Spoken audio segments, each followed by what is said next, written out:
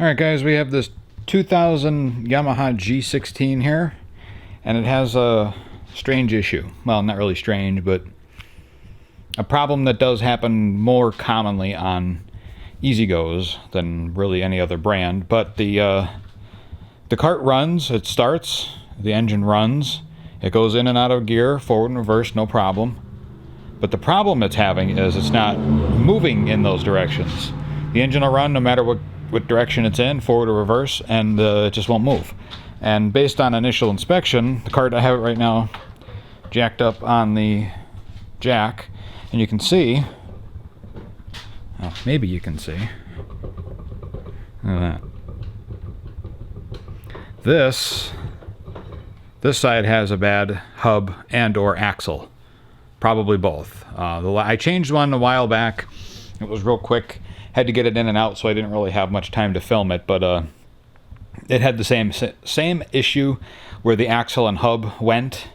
And what's really nice about these is they're very simple to change, and you could probably take care of it in a very short period of time. So I'll jack it up a little bit higher and we'll see what the hub is doing. If the hub itself is bad, we'll just change the hub. But if the axle is bad as well, we're going to have to change them both. All right, let's get it apart and see what's going on here.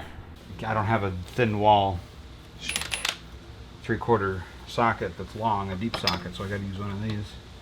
An extension that's not rated. Nice and slow, everything will be all right.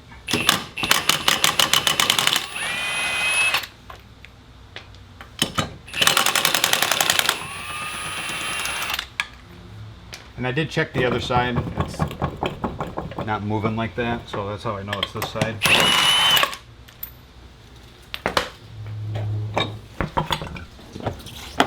Okay.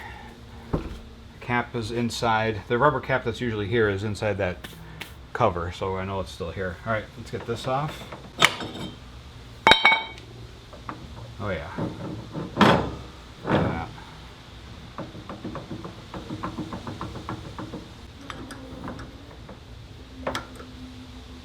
Be sure to replace this split pin here with a new one. Cotter pin. Don't ever reuse them.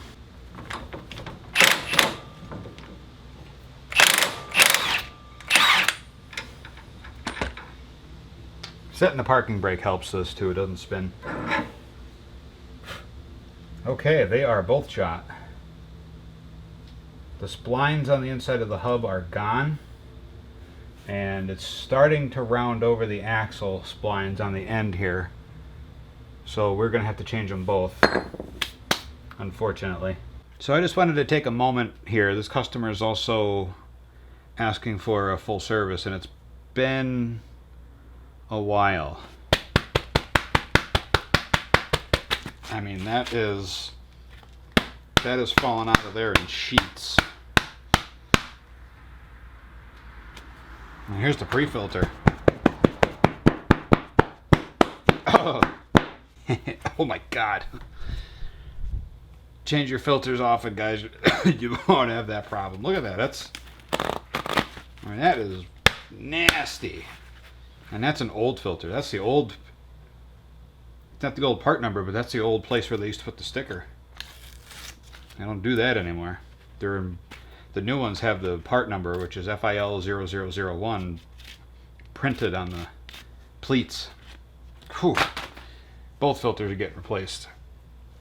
Oh, God. Okay, so we got the new hub and axle. So that stuff's all in now. We just got to take the tire back off, get all this stuff out of the way, and we can install the new stuff. Get the snap ring out. Oop, there we go. Sometimes they go flying when they do that. I gotta see if I can get this out. I'll put the castle nut on. Well, it's not a castle nut in this case. Alright, so now the axle, the only thing holding the axle in is basically the friction of the bearing against the outer axle housing. Let's move this light around here. Normally what I would do is I would put a socket or a pipe that I've specially made that I can't find that would actually ride on the rim of the axle tube. And then when I put this nut on, it actually presses up against, starting basically back here, up against the top of the tube, which I've welded a cap onto. So as I tighten this down, it pulls the axle out.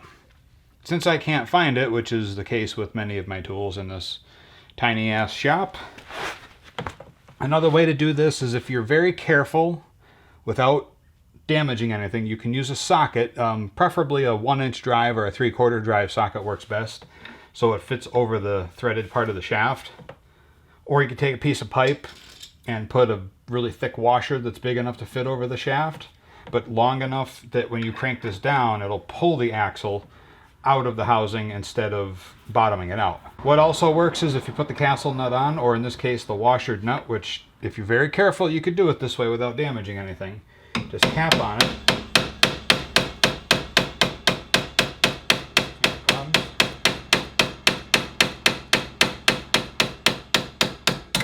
There you go. Do that carefully enough and you don't have to worry about damaging the nut. You can see there's really no markings on the nuts, the washer surface. Pull that out. You can see it's pretty rusted in there. No liquid coming out though, so it's a little dry. It stinks. And there's also an inner retaining clip that the backside of the bearing sits up against. Alright, so now this bearing is still good. There's nothing wrong with the bearing. I would change this bearing if it was crunchy, but it's actually super smooth, so we got to press it off and then press it on to the new axle and then reinstall it back in the cart. Alright, just for the sake of time, we have the new shaft here. I pressed the bearing on the new one, I pressed it off the old one. I have a hydraulic press, so it makes it a heck of a lot easier, but you probably could do it if you were to rig something up. Maybe a puller would probably work. I don't know if it would damage this at all, but if you're careful, it should pull right off. They're not really pressed on very tightly, but there's no play. And like I said, the bearing is still good, so there's no sense of putting a new bearing on when it's still a good bearing. And the new axle is splined on both ends, so this one doesn't have a collar that the bearing sits on, but this end does. You can see here's a groove here, basically a counterweight. Or this is where they balance the shaft. They cut some extra steel out. And then the oil seal rides right on here. Normally, if you're going to do this, you want to go ahead and put a new bearing on each side and new oil seals and new axles if you're going to go through all this. But these are fairly simple tasks, and then just all you do is you rotate the shaft until it seats into the splines. And now this axle comes with a castle nut, but it is the same threads for the original nut, so we will use the original. And then I just like to gently tap it in.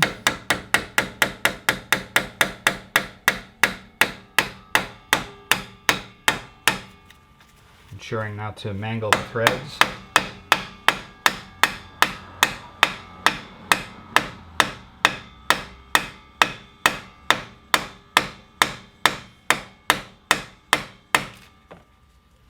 Or the end of the shaft.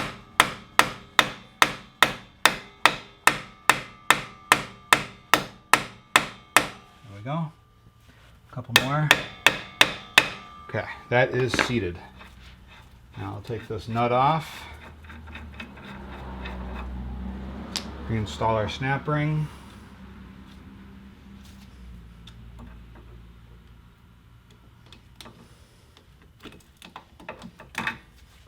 Snap ring, make sure it's in the groove. And it is. We're good. Now we'll take our new hub. And you can see they have like an oil or grease protectant on here to keep it from rusting, so sometimes you got to give it a little to get it started, and then it slips right on perfectly. And like I said, we're going to use the original nut. You can use the castle nut if you wish. It needs a cotter pin no matter what you do, so just keep that in mind. Okay. Put the brake drum back on. I've already inspected this brake drum and everything inside looks good. There's no problems with it, so slide that back on there. And now we'll put a cotter pin in, put the dust cap back on, reinstall the tire, and we're good to go. I know there's a couple of different ways to do this, like I said. You know, some guys would get in here, and I normally would change out the oil seal. I normally would change out the bearing if they were in rough shape, but they're not. They're not in bad shape at all. Everything looks good.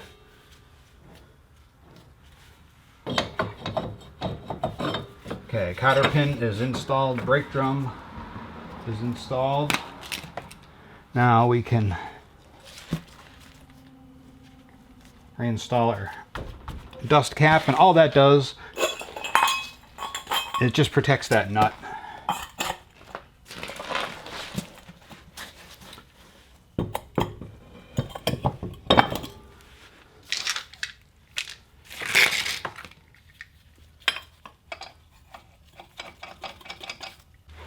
I know some people would disagree with me doing it that way, but that's how we do it.